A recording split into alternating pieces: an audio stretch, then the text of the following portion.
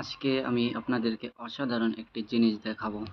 তো ফেসবুকে ঢুকি, তারপরে দেখাচ্ছি। ফেসবুকে আসলাম, ফেসবুকের অফিসিয়াল সাইট। আচ্ছা, আমি আমার প্রোফাইলে যাই।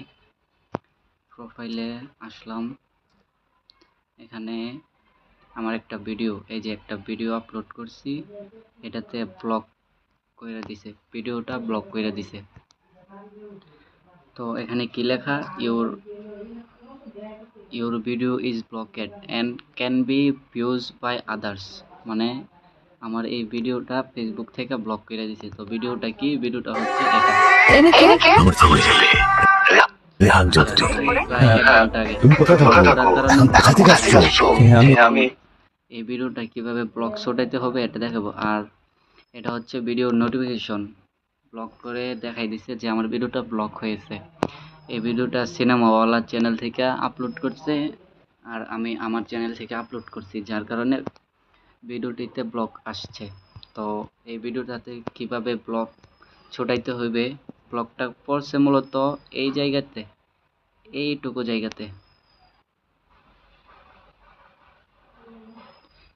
এইটুকু সিন, যেইটুকু সিন নীল হয়ে আছে এইটুকুতে মূলত ব্লক পড়ছে, 110টা উপায় বই পড়ছি।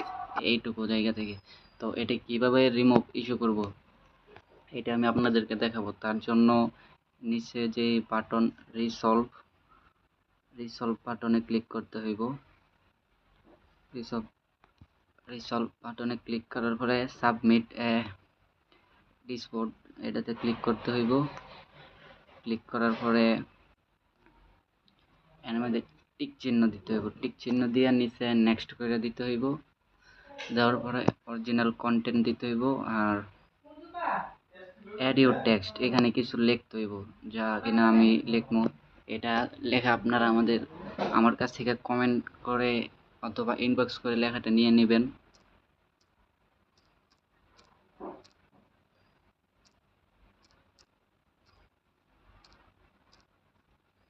তো লেখা হয়ে গেছে, আমি যা লিখছি এটা আপনারা ইনবক্সে আমার কাছ থেকে নিয়ে নেবেন। লেখা হয়ে যাওয়ার পরে নিচে সাবমিট বাটন আছে, সাবমিট করে দিবেন।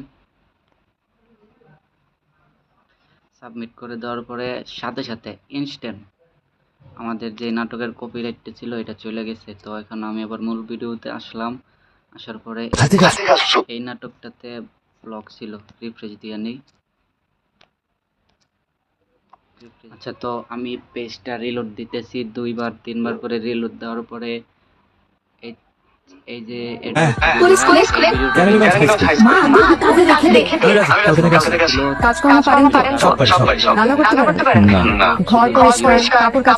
তো এখন ভিউ হয়ে গেছে 1 ভিউ।